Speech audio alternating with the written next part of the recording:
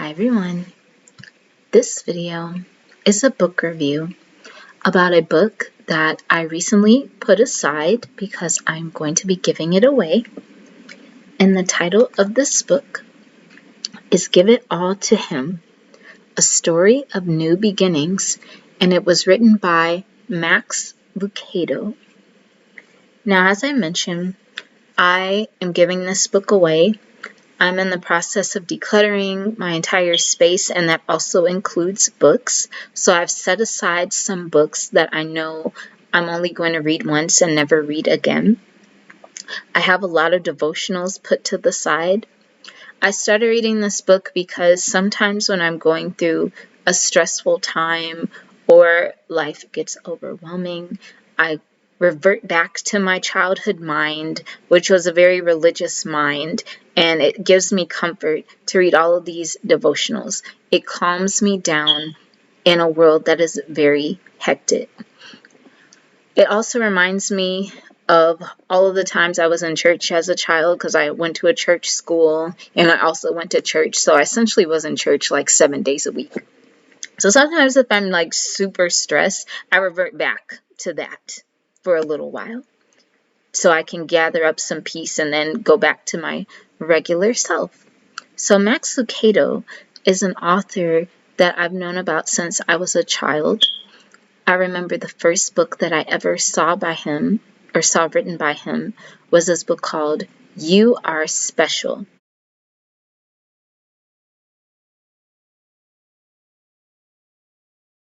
And I'm assuming it was a children's book because it was illustrated like a children's book, but it could have been an all ages book. And in that book, the story was a town full of wooden people and them trying to separate themselves with their differences and stickers. It was a very cute book, and I know one day I'll probably review it on here as well. But I went through this little book very quickly because it isn't that many pages. It's only 58 pages, but it had a lot of wonderful lessons packed inside.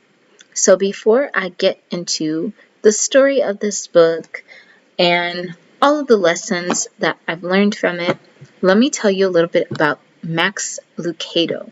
So in other videos, I kept saying Lucado, but apparently that's not how you pronounce his name. It's Lucado.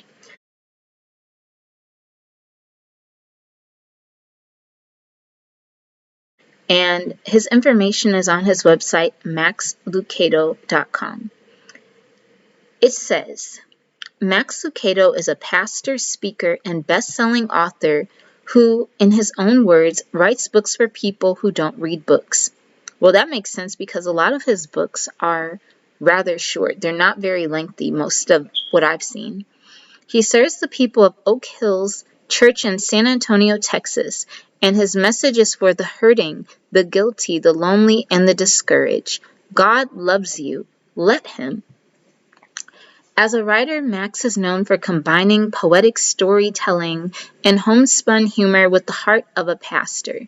All of his trade books began as sermon series at Oak Hills Church, and his sermons all begin with Max asking himself this question: what can I say on a Sunday that will still matter on a Monday? He's been dubbed America's pastor by Christianity Today, the best preacher in America by Reader's Digest. His books have sold more than 140 million copies in over 50 languages worldwide. He published On the Anvil, his first trade book, in 1985. His 44th book, Help Is Here, was released in 2022. Max's book regularly appears on bestseller lists, including the New York Times.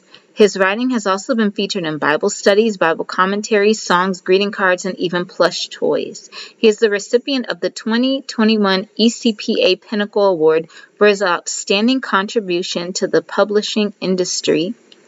Max's love for everyday people began during his childhood in the small town of Andrews, Texas. His father was an oil field mechanic. His mother was a nurse. And Max spent a lot of time either running from or running after his brother Dee. He grew rebellious in his teenage years, and after one specific drunken night, he began to wonder if there was more to life than parties and chasing girls. He now believes that if Jesus hadn't found him and changed his heart, alcoholism would have been his future. So he studied at Abilene Christian University. He had 2 degrees. He became a follower of Christ. He moved to Miami, Florida, and took a position as an associate pastor at a small church. And this is where he started writing. So he's also been married to his wife, I don't know if it's Dana Lynn or Dana Lynn, in 1981 or 85. They lived in Miami. They spent several years in Rio de Janeiro, founding churches. And now they live in San Antonio, Texas. They have 3 grown daughters, 3 son-in-laws, and 2 grandchildren at the time of this bio. It also has on his site a list of his books and his published works. I really feel like I've reviewed one of his books before. I want to say it might have been The Prayer of Jabez, but don't quote me on that. In fact, let me go on Google and look if this is the same Prayer of Jabez, because this was probably the second Max Lucado book that I have reviewed of Jabez. No, that's Bruce Wilkinson. Never mind. So yeah, that is Max Lucado, and I really liked reading this book because even though I knew it was a religious book, it was more personal than religious. Sometimes when you're reading devotionals, of course, like, it's going to be religious depending on the devotional, and that's just something you expect. But I see why they would say he's like America's pastor, because even though you know it's preachy, it doesn't come off as preachy. It comes off as if somebody is talking to a friend. This book came at the right time for me because I was just so tired and frustrated and overwhelmed just trying to help people on a daily basis, like mentoring people, trying to stay rational and not be too overly emotional with interacting with people. And after a while, it's just, my body can only take so much. My body, my mind, my soul can only take so much of another person's trauma. So this book is essentially about giving your trauma to God, or in this particular case, according to his belief system, Jesus Christ. So this book was published in 2004, and it's a fictional story that talks about giving your problems to God. So let's start off with the first chapter. And the first chapter is called Carrying the Weight. It says, the woman flops down on the bench and drops her trash bag between her feet. With elbows on knees and cheeks in hands, she stares at the sidewalk. Everything aches. Back, legs, neck, her shoulder is stiff and her hands raw. All because of the sack. Oh, to be rid of this garbage. Then it talks about a second car.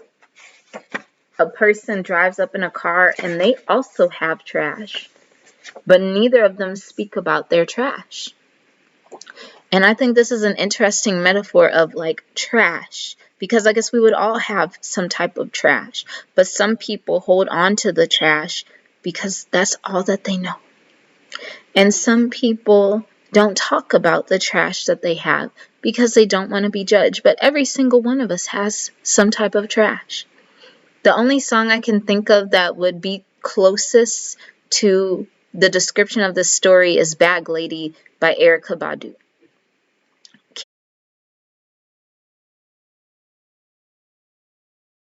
Carrying emotional baggage. So it says, suddenly one day we notice that our step has lost its spring. The sky has lost its blue. Our memory book has faded, its pictures yellowed and blurry.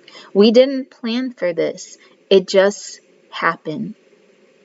That's when we look down and notice something in our hands, a trash bag filled to capacity, or maybe two, both of them bulky and cumbersome.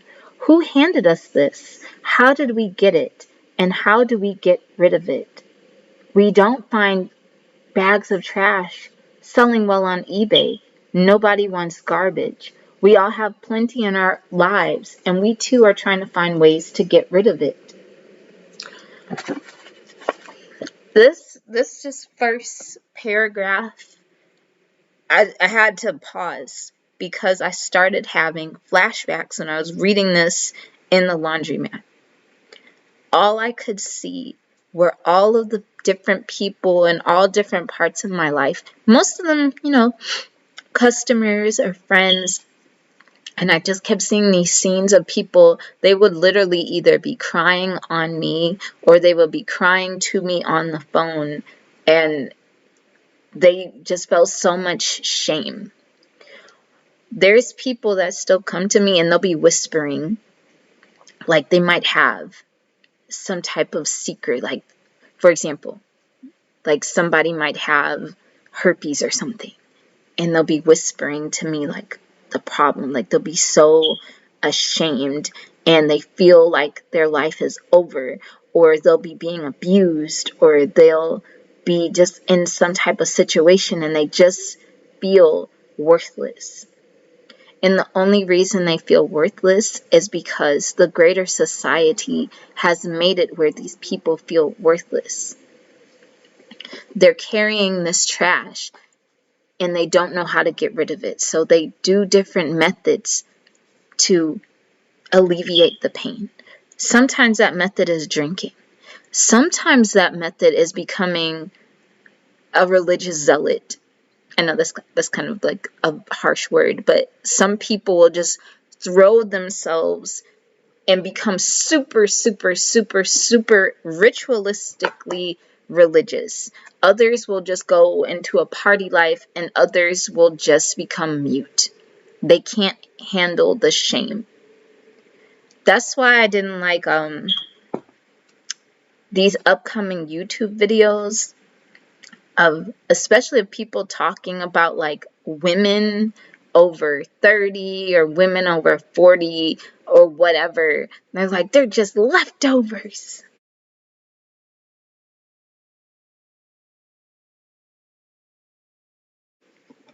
Nobody wants them. They're just worthless. I've actually had men come up to me and say I was basically worthless because I'm still alive past 30. Like,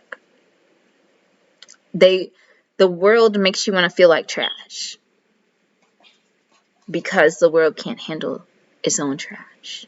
So it has to place it on you. In this first chapter, he talks about a ship called the Pelicano. I don't know if it's Pelicano or Pelicano. Is the world's most unwanted ship. Since 1986, she has been the hobo of the high seas. No one wants her. Sri Lanka doesn't. Bermuda doesn't. The Dominican Republic turned her away. So did the Netherlands and the Antilles, I don't know, and Honduras. The problem is not the boat. Though rusty and barnacled, the 466-foot freighter is seaworthy. The problem is not ownership. The owners have kept the license current and taxes paid. The problem is not the crew. They may feel unwanted, but they aren't inefficient. Then what is the problem? What is the reason for this years of rejection? It's because the ship is full of trash. 15,000 tons of trash. The trash of Philadelphia's long summer of 1986, when the municipal workers went on strike. So they put all of the trash on this ship, and it just got higher and higher. Nobody wanted Philadelphia's trash. They thought that it could be burned, but nobody would take it. And it became toxic. I wonder if you can relate to the Pelicano. Are you unwanted at the dock? Drifting farther from friends and family? If so, you might check your heart for garbage. Who wants to offer dock space to a smelly heart? Life has a way of unloading her rubbish on our decks. Trash affects us. It contaminates our relationships. I've met so many people who have the trash in them that get into toxic relationships because they feel they don't deserve actual love and affection. They fall into the same negative and detrimental habits because they think their life is over. It's just very sad. How I help heal myself is talking. Whenever I feel guilty about something, whenever I feel like I'm worthless or something, all I have to do is think of all of the people who have cried on my shoulder or called me crying, talking about the errors they have made in their life and how they feel about themselves. And these situations have caused me to have more compassion on myself, because in these people's mind, they're like, oh, well, she's fine. She's doing okay. Like, she's just rational. And I'm just like, y'all don't know me like that. Like, you don't know what I've gone through. You don't know all of the stuff, the trash I have within me. You don't know. You feel shame. I should feel more shame than you should feel. But I'm just like, I'm a human being. I didn't come here with a workbook. Unless you have like kind of religious workbook like the Quran or the Bible or some whatever religious doctrine. But most of us just didn't come with a workbook. We're just going through life learning as we go along. Especially if we have some type of guidance. But none of us are perfect. I'm not about to punish myself for my entire life for anything that I've done. The only thing I can do is do better. The only thing I can do is not replicate my mistakes or take responsibility for anything that I have done. But I'm not about to sit up here and destroy myself and not let myself enjoy my life, because there have been so many people in humanity that have had worse trash than us. But we don't know them because they lived centuries ago. None of us remember their mistakes. None of us remember their errors because we weren't alive then. Even our own grandmothers and grandfathers had trash. But we only see what we saw of them as a child. You might have thought your grandma or your grandpa was an angel, and they could have been an absolute demon in their youth. But how do we know that? We weren't there. They changed over the course of time.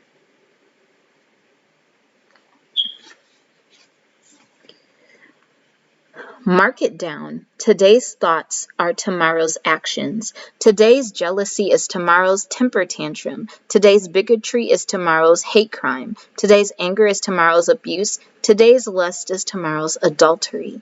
Today's greed is tomorrow's embezzlement. Today's guilt is tomorrow's fear.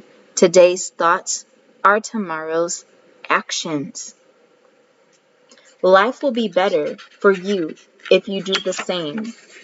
If you don't allow the trash to pile up.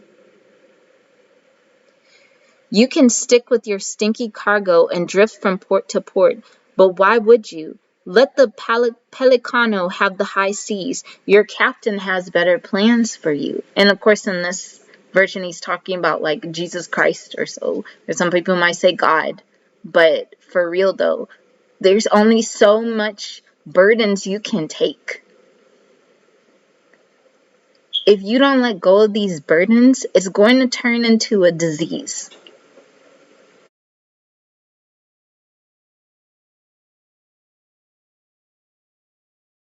I swear to God, some people that I've met that have had mental diseases, like Alzheimer's or dementia, go back in their life and find stories of them holding on to bitterness. Find stories of them being an angry person. Not all of them were angry, but like some of them were angry and some of them were bitter, and they wouldn't let it go from their mind. They let it store in their mind, and it turned into an illness in their mind. The human brain can only take so much stress and so much trauma. Yes, it's a very strong, powerful thing, but it's also very fragile. Same for your heart. I've heard of stories of people dying of heart attacks just from having severe anger issues. But if they had just let it go, they would have been okay.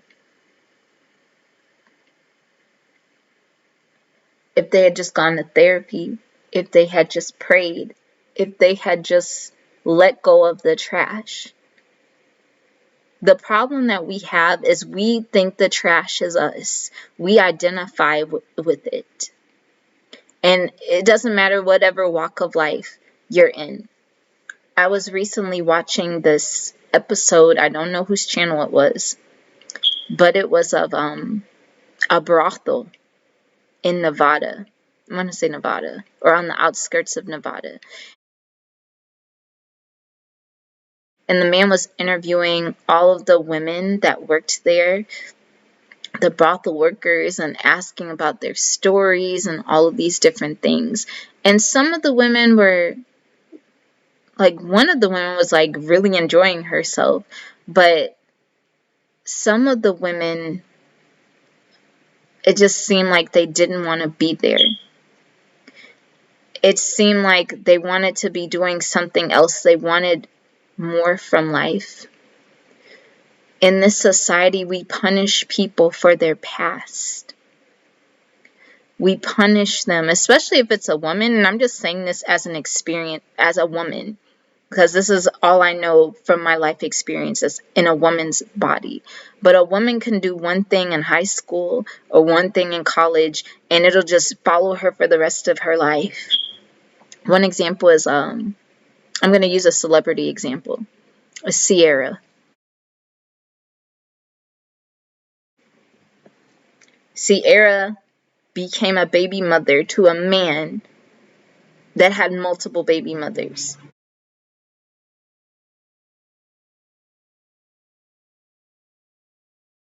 She left that relationship and got a husband and had two or three more kids with her husband.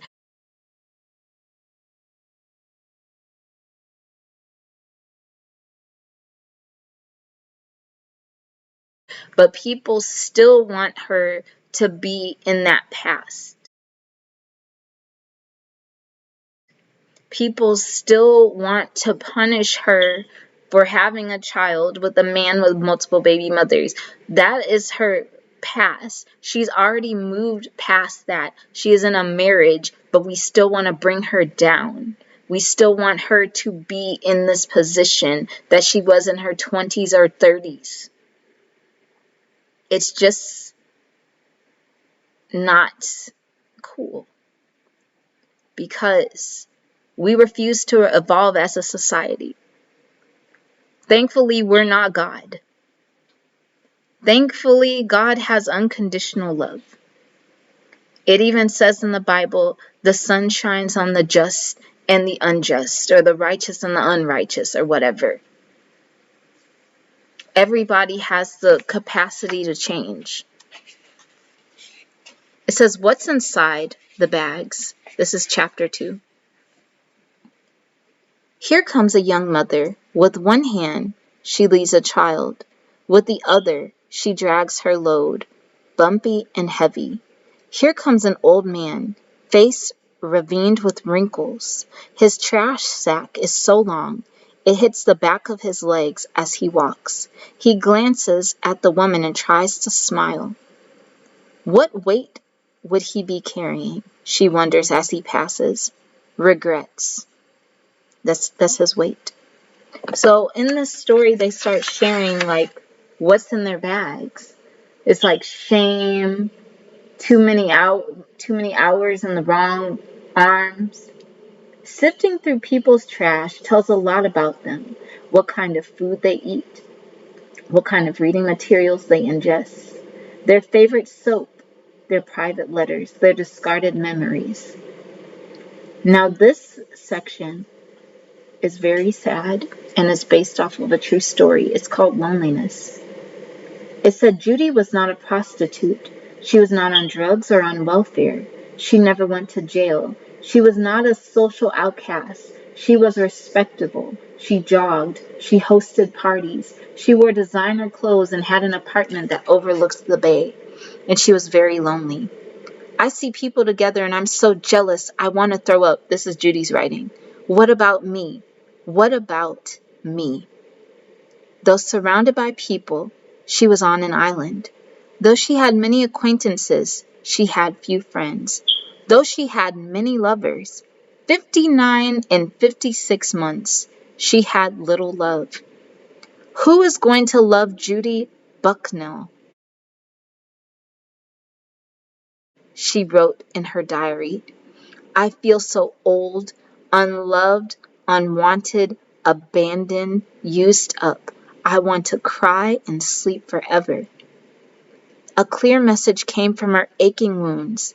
Though her body died on June 9th from the wounds of a knife, her heart had died long before. I'm alone, she wrote, and I want to share something with somebody. Loneliness. That story resonated with me so much because right now, just on, YouTube, social media, there's so much talk about romantic relationships, the dynamics between mostly heterosexual men and heterosexual women. Mostly just this back and forth argument, back and forth, back and forth. At least a dialogue is happening, but like you have to sift through the toxicity of all of the talking, you know? You have to sift through it all. When she said, I feel so old, unloved, unwanted, abandoned, used up, I want to sleep, cry and sleep forever. It just reminds me of these videos that are like, you are 35 years old and you've hit the wall.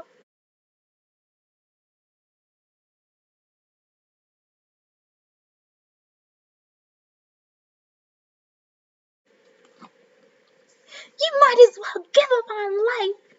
You're 25 and you don't have a husband. There's something wrong with you. Like, I'm not 25. I'm not 26. I'm not even 30 years old. I'm 34 years old. I'm not married. Have I hit the wall?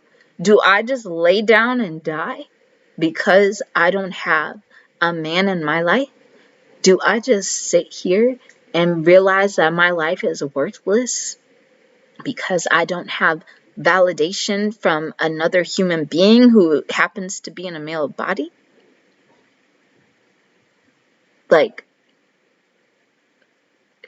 is there like something wrong with it? I don't think there's something wrong with me. I just think I'm selective about the type of partner that I would like in my life. I also think a lot of people get mad at people for admitting that they're lonely. In reality, humanity has really never been alone. We've always had a community. We've either had a village, we've had a mother or a father or a relative or something. It's not wrong to want companionship. There's nothing wrong with wanting a romantic partner. It's not weird. I know a lot of people have been saying like, I'd rather be single and by myself. There's nothing wrong with being single either. It even says in the Bible it's better to be single and focus on your spiritual development than be in a marriage or a relationship. It says that in there. I just don't know which book it is.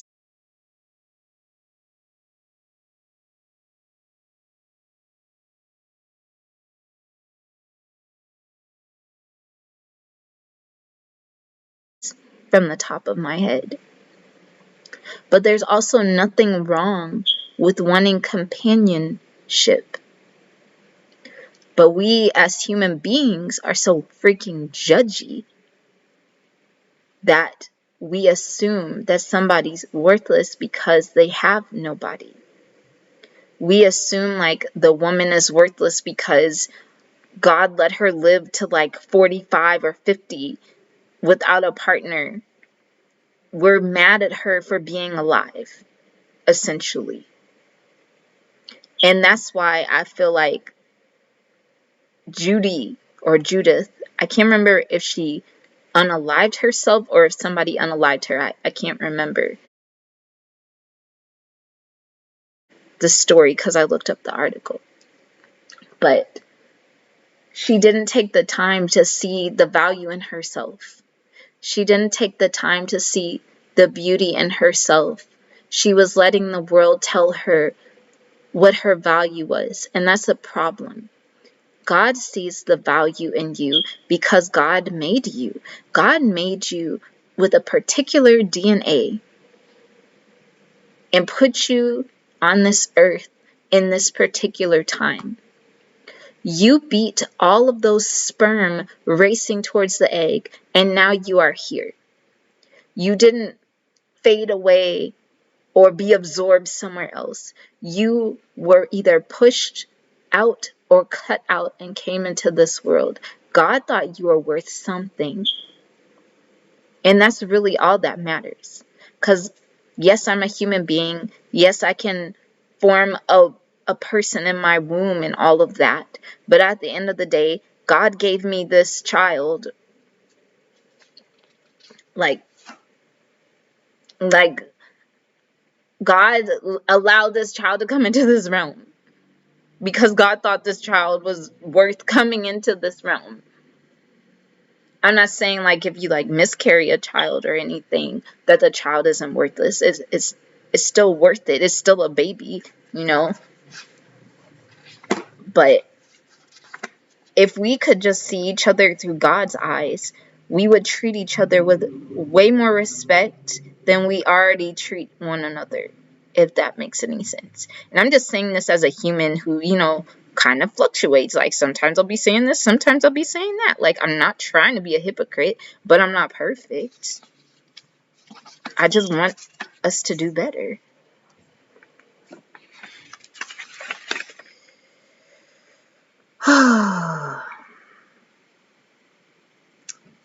Worry is the burlap bag of burdens. It's overflowing with what ifs and howls.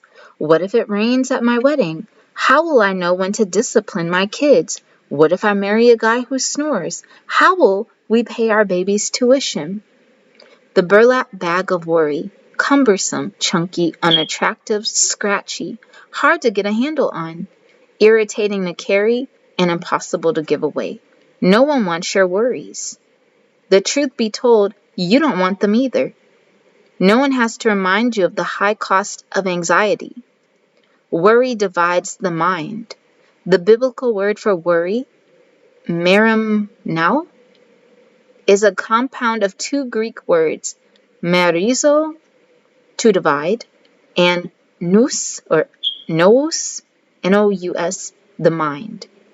Anxiety splits our energy between today's priorities and tomorrow's problems.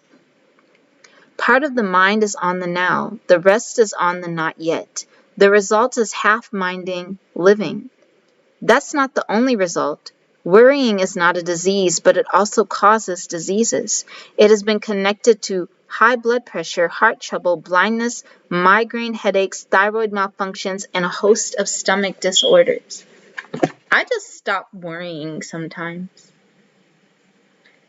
If I'm late, I might be frustrated, but I'm not worried. Because what if I was on time and something could have happened to me? What if I missed an appointment and that was the appointment that could have unalived me? For real though. Why should I worry when birds are out here in nature with tons of predators that could eat them or snatch them from their nests, and they're singing every day and they still have food to eat? It even says in the Bible, like, even the flowers don't worry. Just imagine being a flower.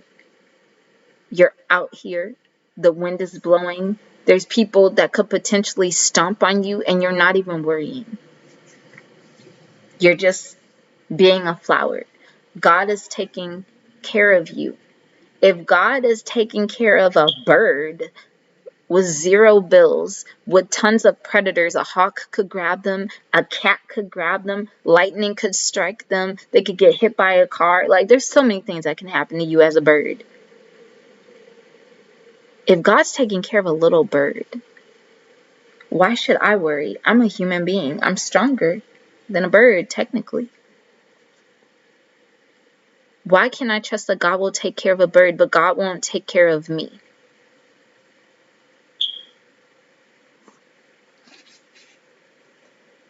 There's really no reason to worry. I mentioned this in another video. I recently spoke on a hotline with this woman, and she lives in Florida, but when she lived in New York, she was worried she would miss her hair appointment.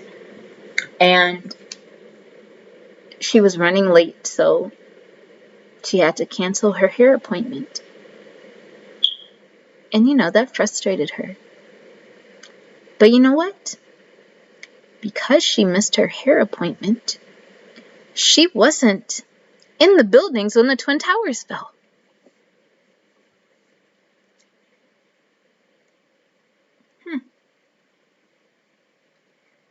She missed her hair appointment, and therefore she wasn't in the buildings when the Twin Towers collapsed. Why should you worry? God might be protecting you from something, and we're spending our time just worried about a future we really can't control, instead of putting our trust in God, who makes the world turn round and spin and keeps gravity in its place. But we over here worrying like we can just do something about it. I'm sorry, that's just funny to me. That's why I stopped worrying. I'm like, girl, you don't control nothing. You can only control so much. Yes, you might have dominion over the weather and all of these different things, but then there's just certain things you really can't control like that. You just have to give it over to God. Next, taking out the trash. So everybody's gathered to this landfill in the story. And there's this man who's about to take their trash and get rid of it.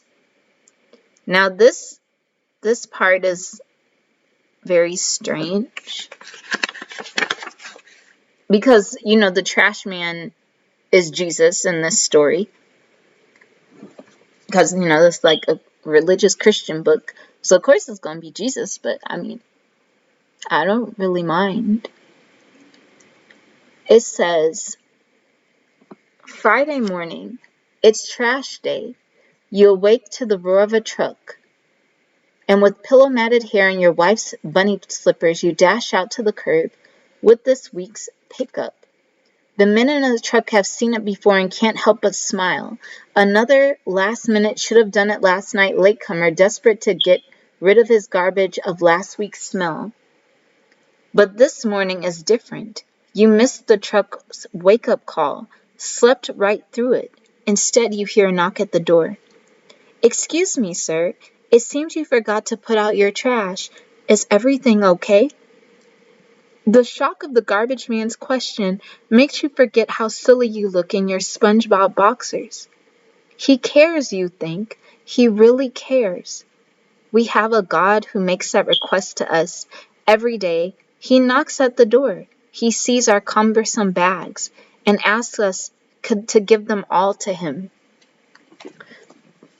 And even though this is a Christian book, I still see the same kind of concept in other religious books. Like, there's this concept of like, why are you holding on to all of this? Just give it to God. But in our minds, we don't really believe in God. We always have all this talk about trust in God, and God will provide all of our needs, but we don't believe it. Because if we believed it, most of us would be at peace. We wouldn't hold on to this anxiety and worry. We would just let go and let God, which, as the saying goes. Sometimes we think God has forgotten us and doesn't care. I don't know how God has forgotten us if our heart is still beating. Obviously, God's thinking about us. God's keeping our heart beating. So, yeah.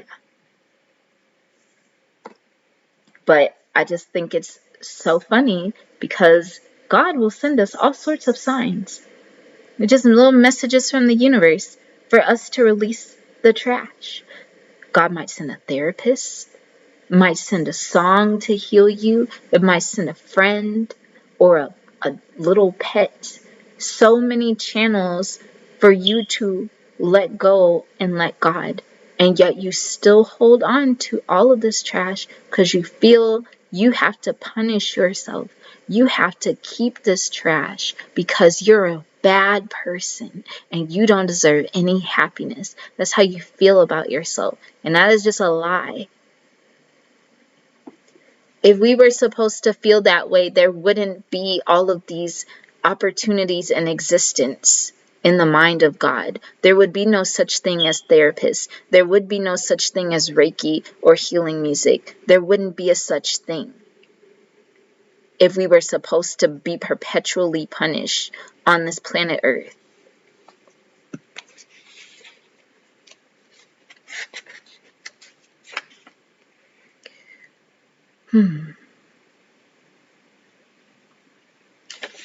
It says, what if our spiritual baggage were visible? Suppose the luggage in our heart was literal luggage on the street. You know what you'd see most of all? Suitcases of guilt. Bags bulging with binges, blow-ups, and compromises.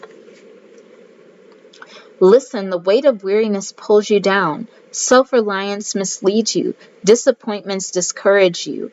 Anxiety plagues you. But guilt consumes you. Do not be afraid of them. This is Matthew 10:26. There is nothing concealed that will not be disclosed or hidden that will not be made known. On the surface, these words would seem like a reason for panic than a source of peace.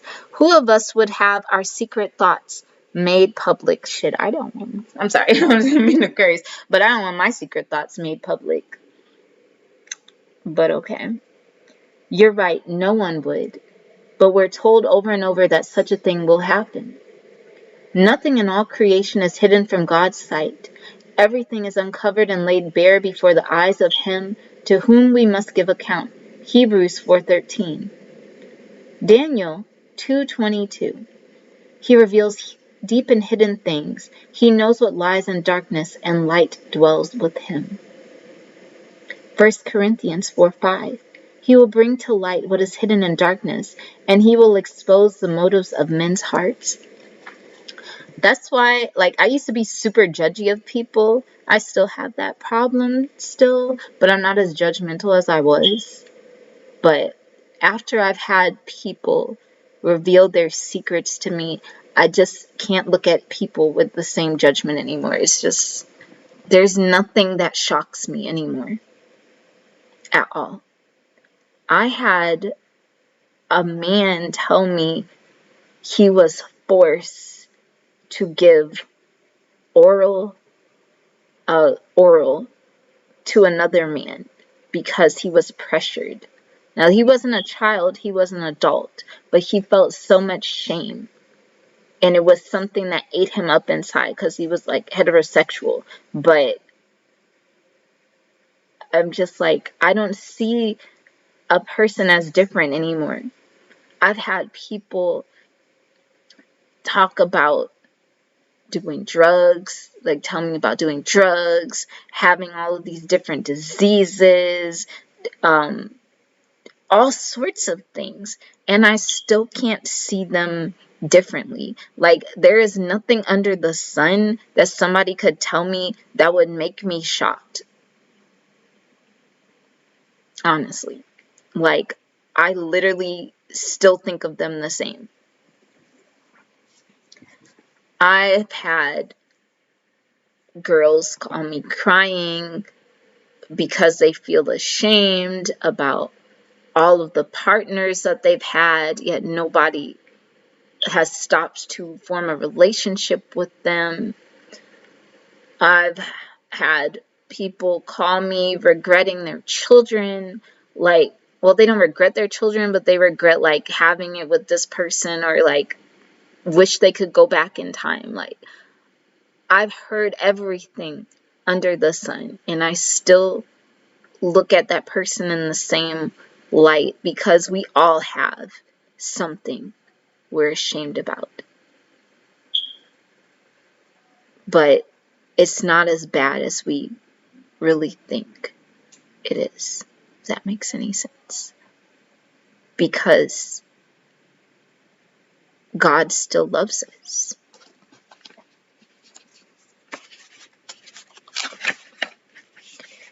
He wants your burden.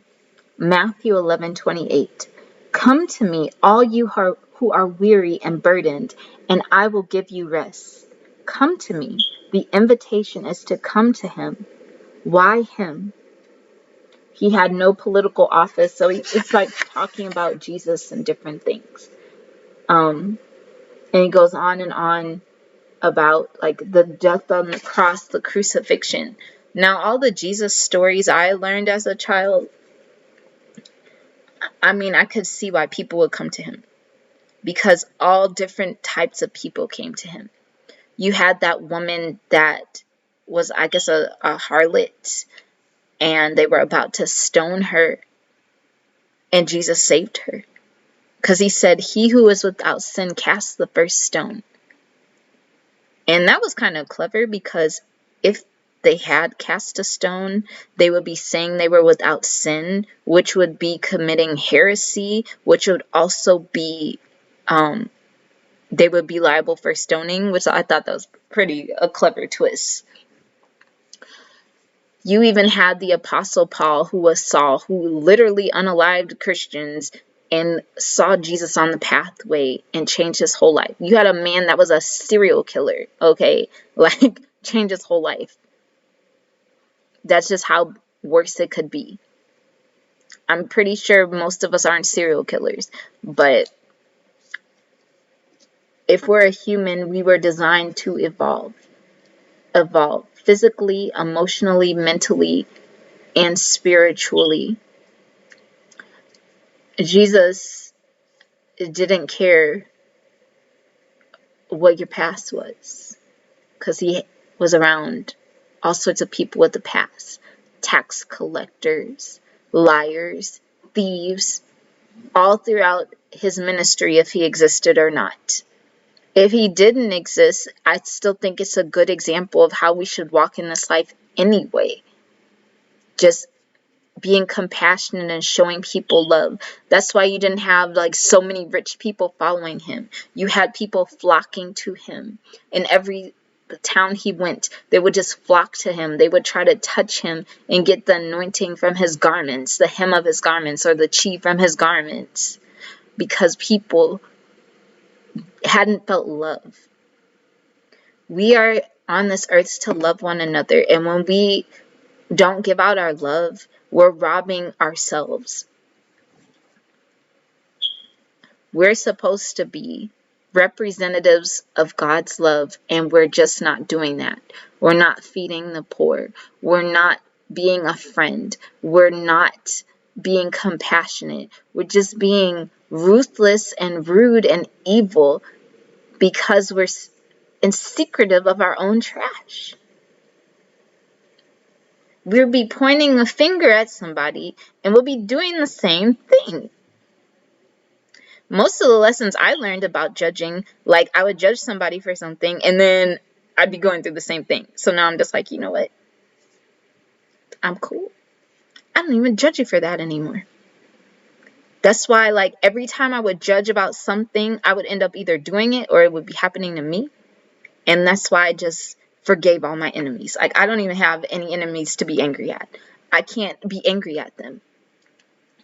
I can't see them as a wicked person anymore. All I see is a human being that's just human being. I'm not mad.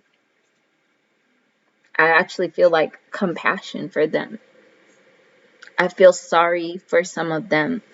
Some of them I want to talk to and be like, I'm not even mad at you. You're like, I don't know what you went through, why you did this to me, but you're just a human being being human. Like, we're not, me and you aren't even going to be on this planet in 120 years. Well, I might be here, but I don't know about you. So why should I be mad if we're all going away? Like a flower of the field, so he flourisheth, and the wind passeth over it, and it is gone in the place thereof. We shall know no more. But the mercy of the Lord is from everlasting to everlasting upon them that fear him, and his righteousness unto the children's children. So it's like fleeting. We're very fleeting. I don't want to be fleeting and still be holding anger against you. That's just wasteful. The landfill is tall with trash. Papers and broken brooms, old beds and rusty cars. By the time they reach the hill, the line is to the top. Hundreds walk ahead of them. All wait in silence, stunned by what they hear. A scream, a pain-pierced roar that hangs in the air for moments, interrupted by only a groan. Then the scream again. His. As they draw nearer, they know why. He kneels before each, gesturing toward the sack, offering a request and then a prayer. May I have it, and may you never feel it again. Then he bows his head and lifts the sack, emptying its contents upon himself. The selfishness of the glutton, the bitterness of the angry, the possessiveness of the insecure. He feels what they feel. It is as if he lied or cheated or cursed his maker. So, essentially in this story, he's just putting our burdens on himself. And in this chapter, Good Riddance, it talks about confession. Confession does not create a relationship with God. It simply nourishes it. If you are a believer, admissions of sins does not alter your position before God, but it does enhance your peace with God. Now, as I said, even though this is a religious book, some people might not be Christian or anything, but I still think admission is still a good practice. Like, some people might know, like, you have to admit to God. Just admission in general will relieve your burdens. Sometimes you just gotta talk to somebody. Sometimes you gotta journal it out. Sometimes you gotta throw it into the ocean. Admission frees you. Admission is the key that unlocks your handcuffs. When you get the guilt out of your heart, when you verbally hear yourself say it, it's like it makes it real, and now you can release it. I mean, I've had some confessions I've had to make, and I feel like 10 times better. Like, there was a situation recently where I'm just like, it was just really bad. Actually, it was astronomically bad, and it actually got super worse, and there was just so much shame and so much trauma and so much chaos. And now that I've gone through talking to people and meeting different people and just sharing with them like my journey, It's helped me to heal, because I could have just withdrawn completely. I could have just like gone insane, but I didn't. I just realized that I'm a human being and God still loves me. And all I have to do is be better and be wiser and just live my life. Then it talks about cleansing after confession. Oh no, forgiveness and then cleansing.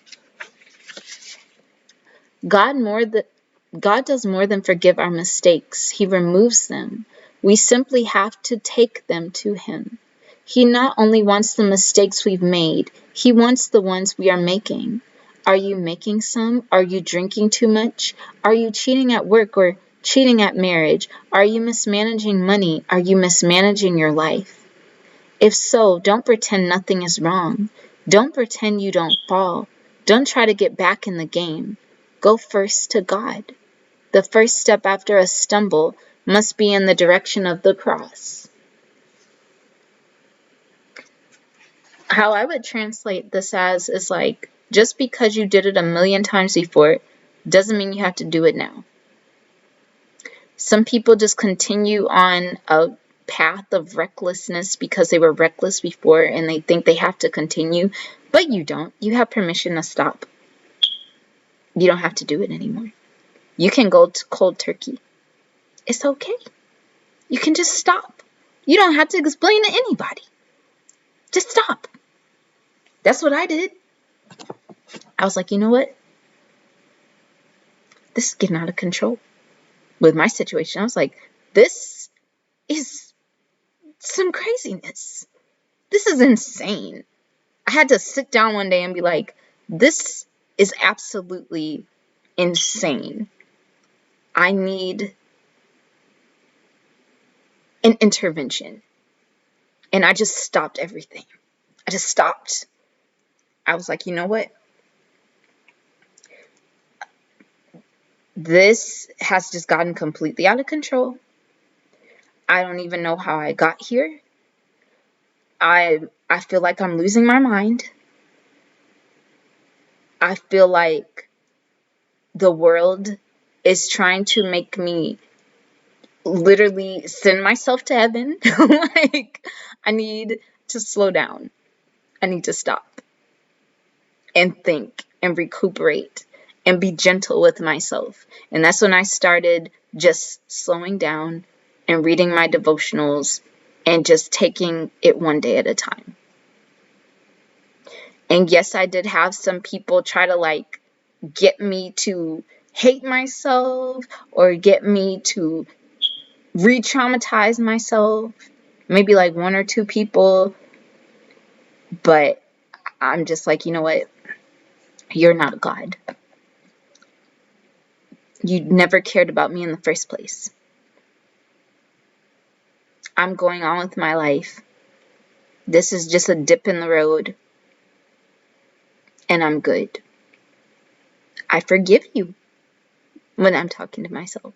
Sometimes you just gotta sit down and be like, you know what? This happened. I can't change it. I'm not going to continue re-traumatizing myself. People might be pissed off at me. People might stop talking to me. People might go off on me. But it is what it is. And I'm going to continue on with my life. I'm just going to do better. That's why in those Bible stories where that woman almost got stoned and Jesus saved her. And he's just like, sin no more. What does that mean? Does it mean like all of a sudden all of her sins were just washed away and she was perfect? No.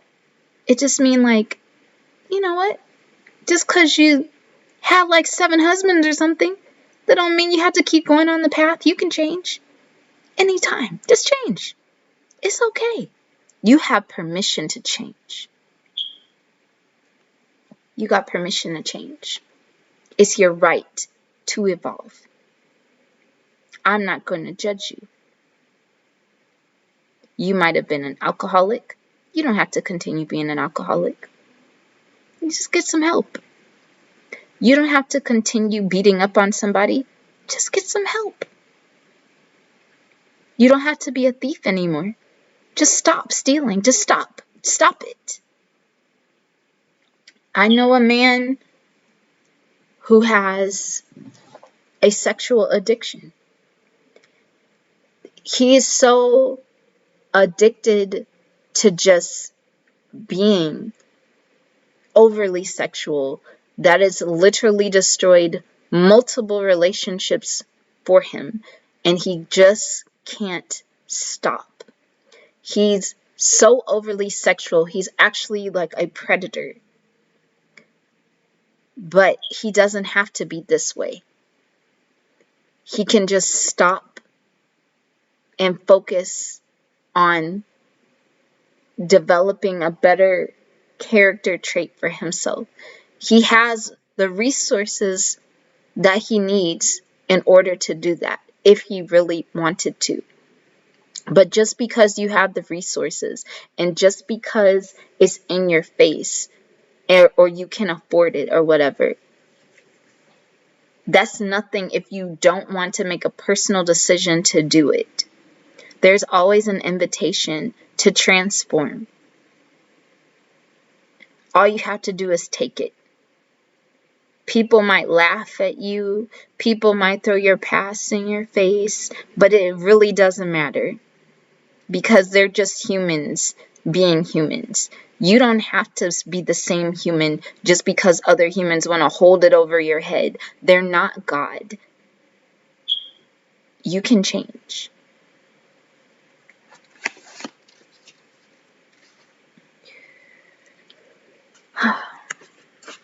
A new beginning.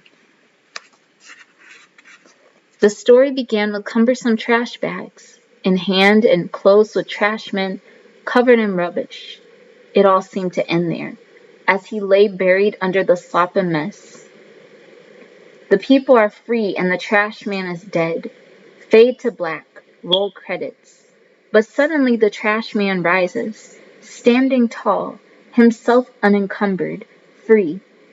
Now begins a new story, this time with a risen Savior and a group of followers who are sinless. He has shown his power. He can be trusted. We can live free forever.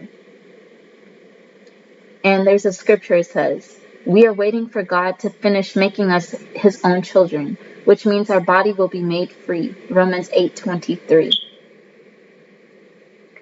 Now, in the Christian version of the trash man rising again, like in the religious version, it would be like Jesus rose from the dead. He's gained our freedom for us. We can put him in our heart and we will be free from our past. If you're looking at it from a metaphysical or a metaphorical point, it's like the Christ within us rising above our old selves. We are transformed from an old creature into a new creature on a spiritual level. We've released these burdens and walked into a new stage of our lives, a new beginning. Everybody loves a new beginning because a new beginning is so promising. A new beginning is full of light and hope. We can always have a new beginning if we truly decide. It could be a new beginning in the physical world. It can be a new beginning in our minds. There's always a chance for a new beginning. Things don't have to stay the same if you don't want it to. And even if you're in a situation, you can change your perspective about it and be at peace.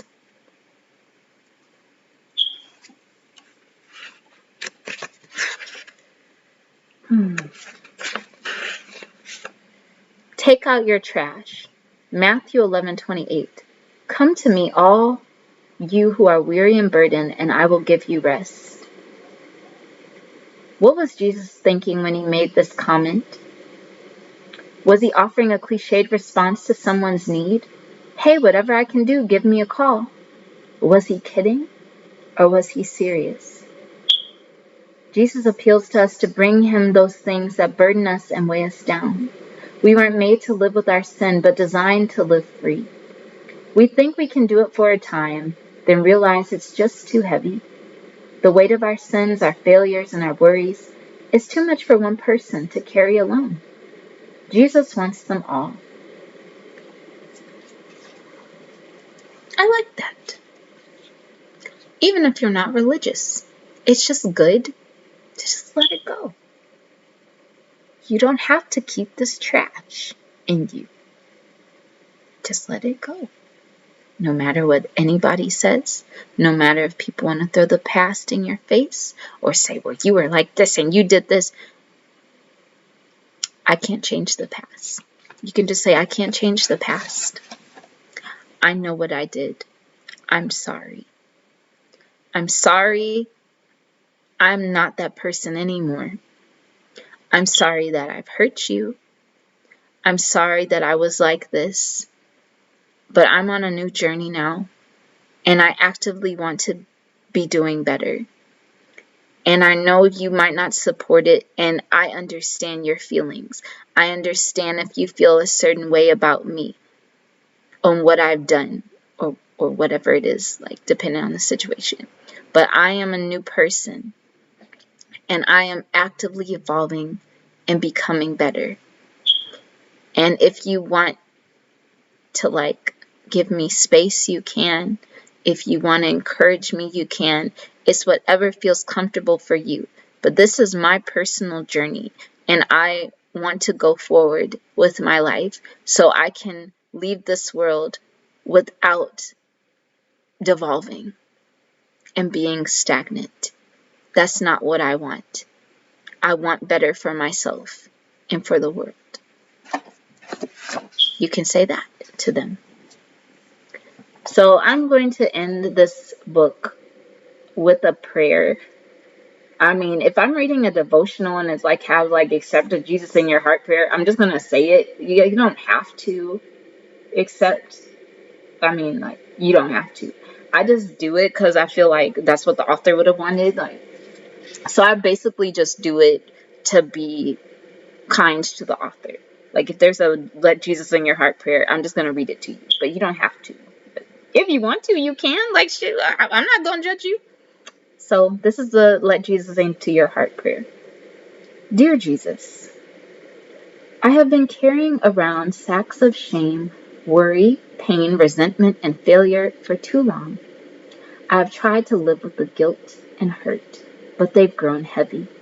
My arms ache. My heart grieves. I can't move forward any longer. I realize that freedom begins not only by confessing my sin, but giving it to you.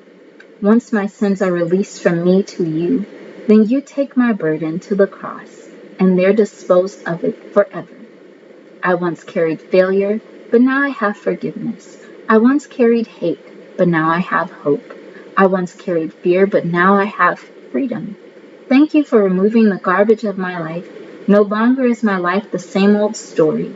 Now there is a new beginning.